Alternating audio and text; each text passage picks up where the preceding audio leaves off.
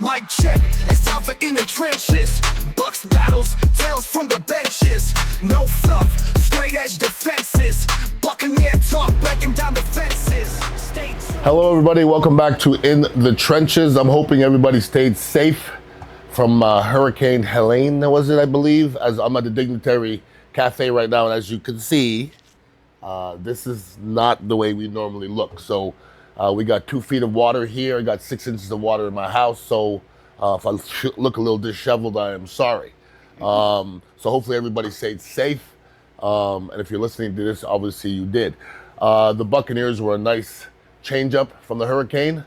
But first and foremost, let's show some love to our title sponsor, Manny and Gordon. They've been representing plaintiffs in the courtroom for over 35 years, and they're not those lawyers that just talk a big game. They're in the courtroom doing their thing. So any problem we ever have, we go to Manny and Gordon, and Jack Gordon is our people. Now, let's go back to that Buccaneer game, which was very enjoyable yesterday.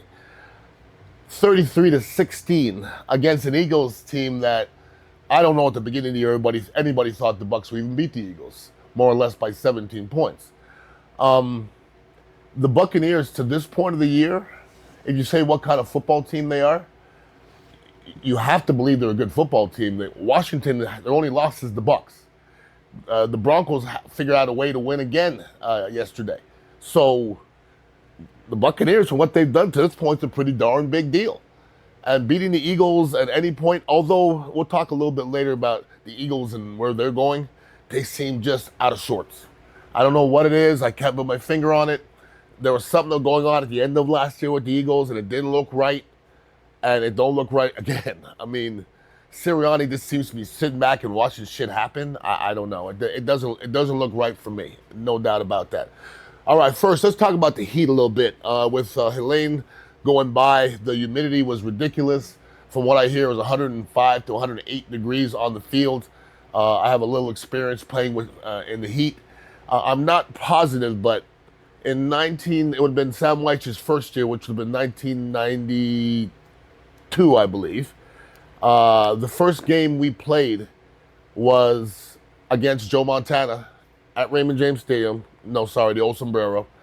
And it was the hottest day in the history of Tampa Bay. I don't know what the temperature was. I remember being out there in the second half, running around, looking down at my legs and not feeling my legs at all, like not even knowing I have legs. And everybody on the other side on Kansas City just kept on saying, you guys couldn't possibly practice in this. And they practice in it every damn single day. So if you're out there mowing the lawn or whatever, imagine playing a 3-hour football game with pads on, hitting people in the face in that heat. That doesn't sound like a good time to me, a good thing to make a lot of money. Now, let's get to the Buccaneers game here. Offensively, Liam Cohen, I liked what I saw from him yesterday as far as his play calling. When you come down to the run game, I'm not like everybody else, okay? I'm not like everybody else. Let's stop running on first down. Not bullshit. Run whatever you want. If you're a good running football team, you run for 4 yards, whatever down it is. And I thought Liam Cohen did a great job of mixing it up, getting the ball to both of our backs, who I think are comparable. There's not a lot of special running backs in the league, okay? Christian McCaffrey's hurt. Henry, he'll be hurt eventually. We have 2 serviceable running backs. To me, it's about the offensive line. But I thought Liam Cohen did a great job of getting the ball out of Baker Mayfield's hands real quick. And that's something the Eagles didn't do with Jalen Hurts. Now, everybody complained the whole, after that Denver loss, about Mike Evans not getting involved in the game. And Baker heard that. Liam Cohen heard that. First play of the game, they go to Mike Evans. And how did it turn out? It turned out a lot better than it did the previous week. So, getting Mike Evans involved in the offense early is essential. And it definitely worked out for the Buccaneers. I thought they looked good at wide receiver, period. Chris Godwin has some of the best hands in the NFL. He made a couple catches where there's not that many receivers making that catch, okay? Godwin looked good. Sterling Shepard represented, had a couple big catches out there. Palmer, the second TD that Baker threw to Palmer, that was a dot, okay? Listen, there's only a few quarterbacks that will even attempt that pass. That was an unbelievable pass to fit it in there. And listen, somebody was talking about MVP earlier. It's early, but I don't know why Baker's name is not being mentioned for MVP at this moment. Why not? I heard Sam Darnold's name. I'll be damned, but Sam Darnold. Why not Baker Mayfield? Why not? It's still early, though. Your boy Sterling Shepard, I just came out of nowhere. It was good to see. Now, somebody I felt bad for, Cameron Johnson. I don't know who the hell that is, to be honest with you. He came out of nowhere and just dropped the ball. And that's going to be the easiest touchdown you ever catch in your life, and you dropped it in front of everybody. So I felt bad for Cameron Johnson. It would have been his first TD. Dropped it. I mean, there was nobody else in the screen. That doesn't make for a good film watching on a Monday. When you have one ball thrown to you in the end zone and you drop it with nobody else around, you know it's a long Sunday night. You had to get drunk. You got to get drunk because you got to watch that in front of everybody the next day. That's not fun. Let's come to the realization that Kate Otten is a lunchbox tight end. I hear people say, we need this, we need... You can win with Kate Otten.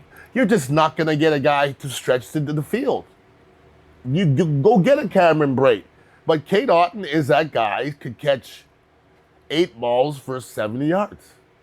Maybe a touchdown. Maybe, if you're lucky. But Kate Otten's never going to be that guy. He's never going to be even Dave Moore. He's not going to be Cameron Brate. He's not that guy.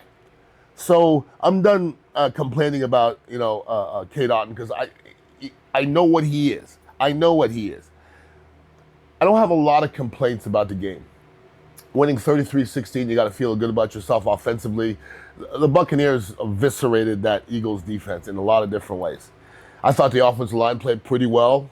Protecting, I thought the offensive line played well. Run block for the most part. If I have to complain about something, is Cody Mauch is going to get us in trouble.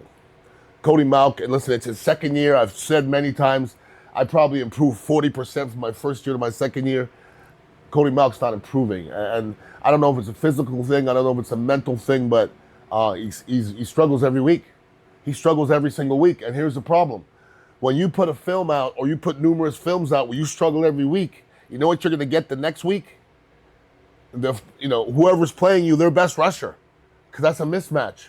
So Cody Mauch's going to have a long season if he doesn't just buck up and figure things out real quick, but he does not look right now at all. I thought Baker played fantastic, 30 for 47, 347 with 2 touchdowns. Can't complain about that. The one scary part was when he hit his head. I don't even know if anybody even noticed that. Baker hit the ground and whiplash, and he snapped his head on the ground. That was scary to me because people's careers end that way. I hate to see a quarterback going down with all the Tua stuff going on now. You don't want Baker Mayfield to start dealing with concussions, but Baker popped up and he took care of his business. So offensively, you can't complain about 33 points ever. I don't know if the Eagles they didn't get in the Buccaneers' head at all.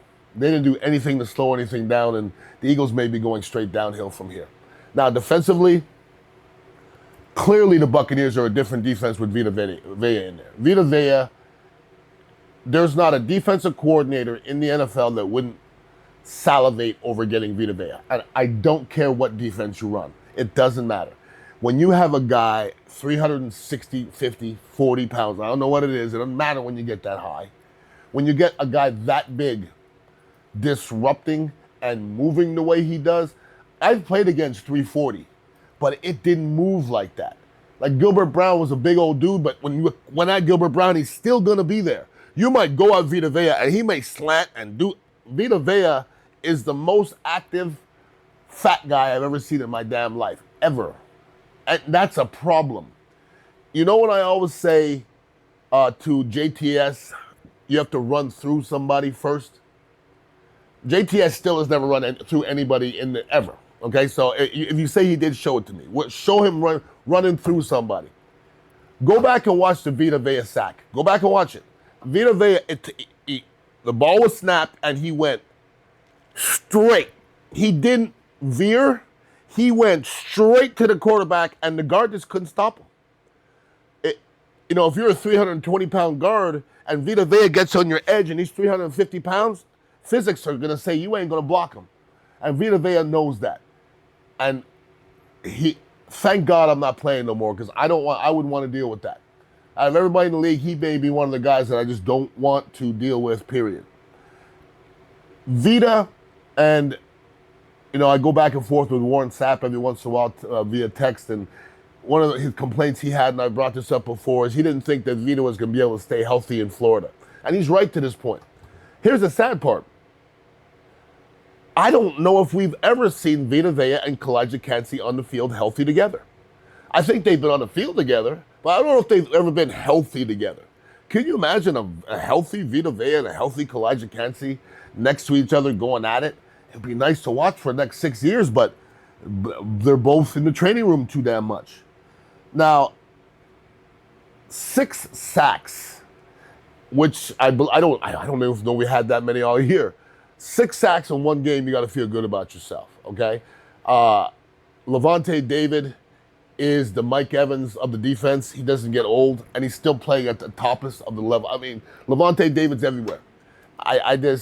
Mike Evans is the same way. I keep on saying you're going to get old. I just don't see it. The Buccaneers, obviously, going into an Eagles game, you have to make sure Jalen Hurts stays in the pocket, and you stop Saquon Barkley. That's it. There's nothing else when A.J. Brown's out, Devontae Smith's out. That's all you have to get accomplished, and the Eagles couldn't piss a drop, okay? Saquon had 84 yards, but 59 of them came on one run. Take that all day long. When you give up 16 points, you take it all day long. The tush push got us a couple times. If you remember, the Buccaneers were the last team to stop the tush push in the playoffs. This is what bothers me about the tush push. And I don't care about the play. I hear people say, you got to ban it. No, screw it. Stop it. If you found a play that nobody else can stop, screw it. This is what bothers me about the tush push, though. Hey, refs, just don't wait till the running back stands up to call a touchdown, please. If they're tush pushing and you're running from the sideline, what are you looking for when the running back stands up and then you call him a touchdown? I don't. It's hard to see in there. I get it. And I guess they're waiting. But once somebody stands up with the ball, I think it's too late to call touchdown at that point. Maybe it's me. But the tush push is probably not going anywhere, okay? So stop complaining about it. Yaya Diaby can play. He can rush. If he stays healthy, Yaya Diaby, Vita Vea, Kalijah Kancey, whoever else we'll have out there, it's not going to be JTS, whoever the hell else we have out there, that could be a formidable defensive line for a long time. But they got to get on the football field. That's the problem. Now, the equation of yesterday's game that made the Buccaneers look so good it's not hard. The Buccaneers had the ball the whole first half. They had the ball the whole first half. What do you think that does to your defense when your defense has to play the whole first half? The Eagles were done. I think the Eagles had 0 yards offense and the Bucs had 300 and something. Come on, it was crazy. And it just wore their defense out, and their defense could not recover. It could not recover.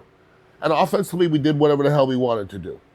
So time of possession is big. We out everything the Eagles, okay? I didn't see that coming. I don't think anybody saw it coming, but it's nice to see. The Buccaneers are 3-1. Now we got to play on Thursday Night Football. That's a quick turnaround to be on the road. I don't know what the number is of teams on the road on Thursday night, but I don't think it's a high percentage of wins. Now, the one thing I want to comment on before I get out of here, the great Tom Brady did the broadcast. If you ask me how he did, I go, I didn't think he said anything all that earth-shattering. Everybody's going all up in arms because he had this one comment about Baker Mayfield. Stay out of people's business, man. I mean, it's Tom Brady. He has 7 Super Bowls. He's not going to let Baker Mayfield take a jab at him. But what the hell do I give a shit what Tom Brady says about Baker Mayfield? Oh, how could he say that in a shut up? Who cares? It's fucking Tom Brady. He can say what the hell he wants to say. And Baker Mayfield can say what the hell he wants to say, too. It's his team.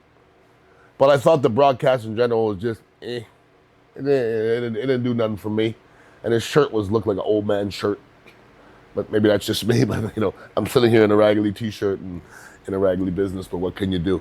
So the Buccaneers are 3-1. A way to get it done in Atlanta on a Thursday night, which is going to be very, very hard. It's not going to be much practice this week. It's just going to be about walkthroughs and, making sure everybody knows where to go and travel and let's go. I mean, tomorrow you got to start thinking about the game already. So I've never played Sunday then Thursday, but it's not something I really want to do. But the Buccaneers can figure out, then they got a nice long week after that. and they can get back to the nitty-gritty. So if you got to feel good about your Buccaneers, 3-1, and playing a Falcons team that they know. And the Falcons don't scare me that much. But then again, I'm wrong half the time. Hopefully everybody enjoyed themselves on In the Trenches. Remember to support your small businesses. You know, that hurricane kicked the crap out of a lot of small businesses, including Dignitary Cafe. And when you see businesses out there, when they open back up, go and support your small businesses, because that's what keeps our community going. And Creative Loafman, fuck you. Straight from tech, but call it home. Learn from the vets, been there, done that. Breaking down the game, facts on facts. You know, some law firms, they try to sell you on how big they are. But wouldn't you prefer to know how qualified and experienced and credentialed their lawyers are? Call Manny and Gordon or visit us at fightnegligence.com.